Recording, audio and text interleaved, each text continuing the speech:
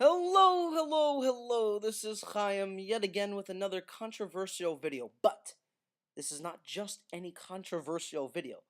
This is a controversial video that happens to meet in the middle. So, a question has been asked whether Judaism can survive without God. On one opinion, the answer is no. On the other, the answer is yes. So, where does this disagreement stem from? We know, on one hand, that Jews come from the land of Judea. On the other hand, we know there was an establishment of laws for this land.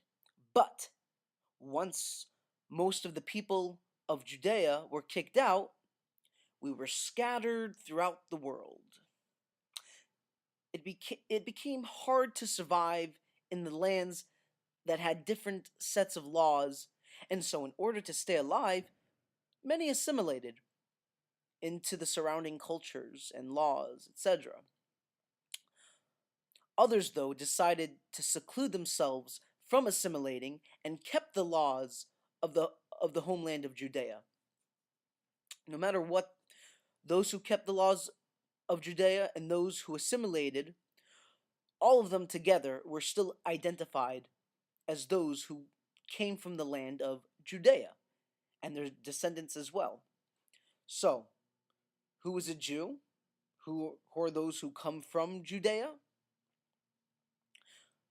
Well, the most obvious answer is those who can trace their lineage back to the land of Judea. From the less obvious answer, it is those who keep the laws and or traditions of Judea alive in their heart to this day. This can range from the most stringent keeper to the least stringent keeper. Even those who do not believe in a creator, they still keep Judea in their hearts to a certain extent. You might have those who are completely against their own roots, but nevertheless are still a part of those roots.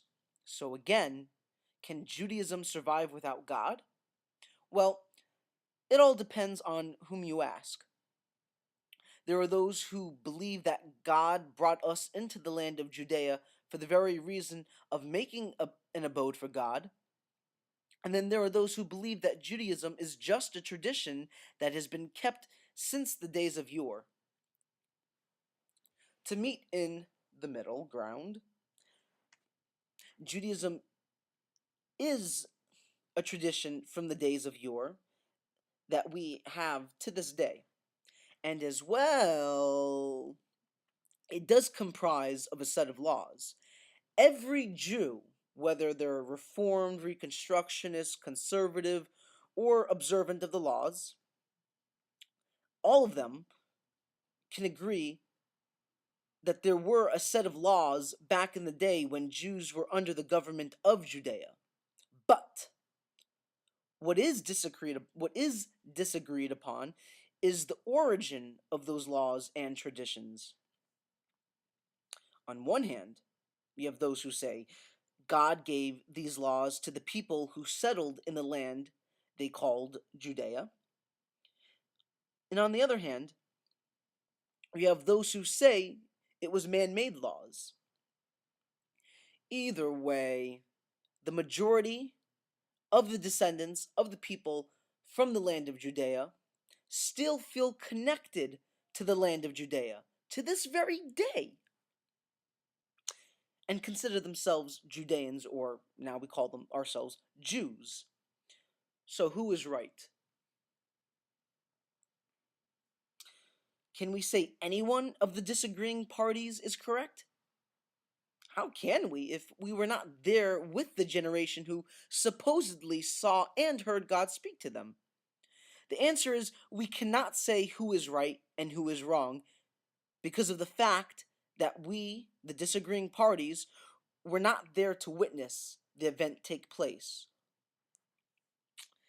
All we can do is either dwell upon what we disagree about or we can dwell upon what we agree about. Now, it is healthy to have disagreements, for that brings us closer to the truth.